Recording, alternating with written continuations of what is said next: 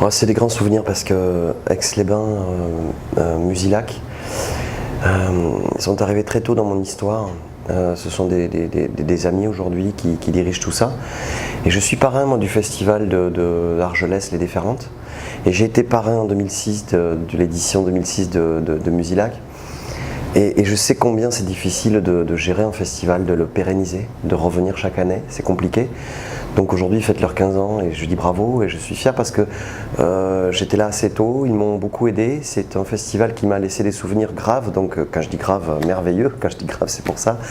La première fois, nous étions 4 sur scène, on défendait le premier album, on n'avait pas de batterie et on a joué comme ça devant tout ce monde et c'était l'explosion de mon premier album, c'était dingue.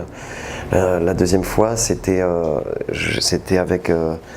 il y avait 2 scènes face à face, le stade au milieu, là, les 2 scènes face à face. On jouait juste après Simple Minds et juste avant Texas. Et j'étais parrain et j'ai fait un slam, je suis parti à la fin du set, à la fin du show.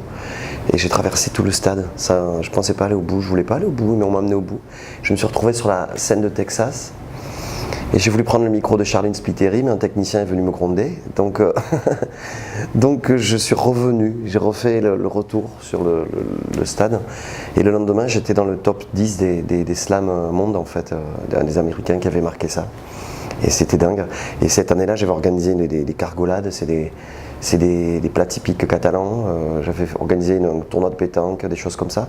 C'était dingue. Et puis la troisième fois, on avait joué...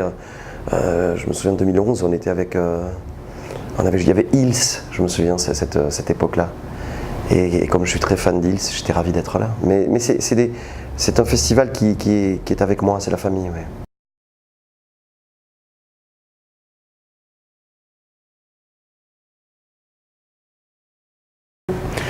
Alors, c'est particulier. Alors, il y a beaucoup on peut dire la seule limite, c'est l'imagination, mais c'est pas la seule limite, il y a d'autres choses qui entrent en jeu. Mais je pense que si j'étais programmateur tout court de festival, moi, ce que j'aimerais faire, c'est évidemment, on doit remplir nos jauges.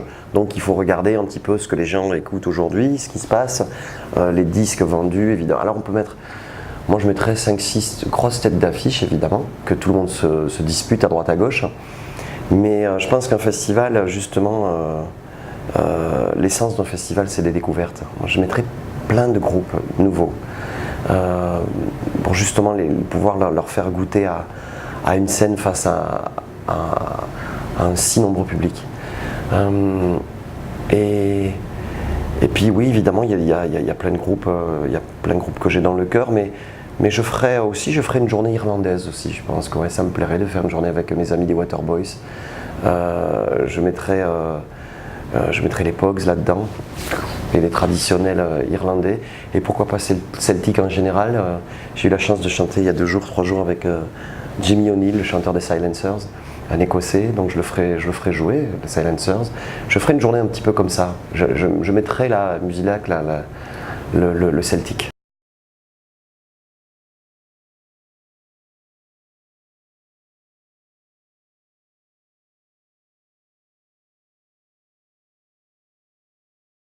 J'aime le celtique, mais j'aime beaucoup de musique. Hein.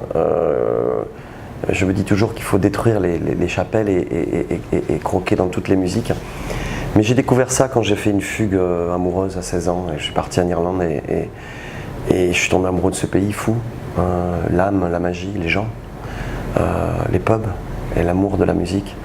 Les gens se retrouvent pour célébrer des choses, mais les gens se retrouvent et font de la musique. Et j'ai eu la chance d'aller avec Steve Wickham, le violoniste des Waterboys, qui a joué avec U2 entre autres sur le Sunday Bloody Sunday par exemple, c'est lui le violon.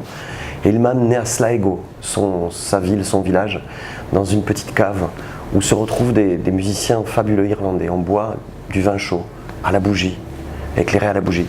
Et toute la nuit il y a de la musique. Et c'est un hommage à tous ces gens qui ont dû résister face à l'oppresseur anglais, face à Cromwell il y a bien longtemps. Et pour résister, ils faisaient de la musique. Et je crois que c'est ça l'essence de la musique celtique, résister, et c'est ce qui me plaît. Mais je pourrais dire que le folklore catalan me touche, mais tous les folklores me touchent, parce que je trouve que le folklore, c'est la main qu'on tient de nos parents, de nos grands-parents, de nos arrière-grands-parents, et celle qui nous ramène à toute cette histoire merveilleuse.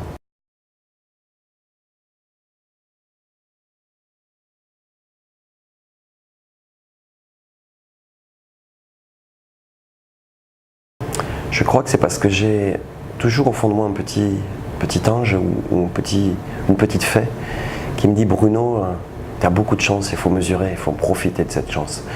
Il y a des gens qui ont beaucoup de talent énorme, qui font de la musique et qui n'arrivent pas à trouver des concerts, qui n'arrivent pas à faire des disques, et ils ont pourtant ce talent-là.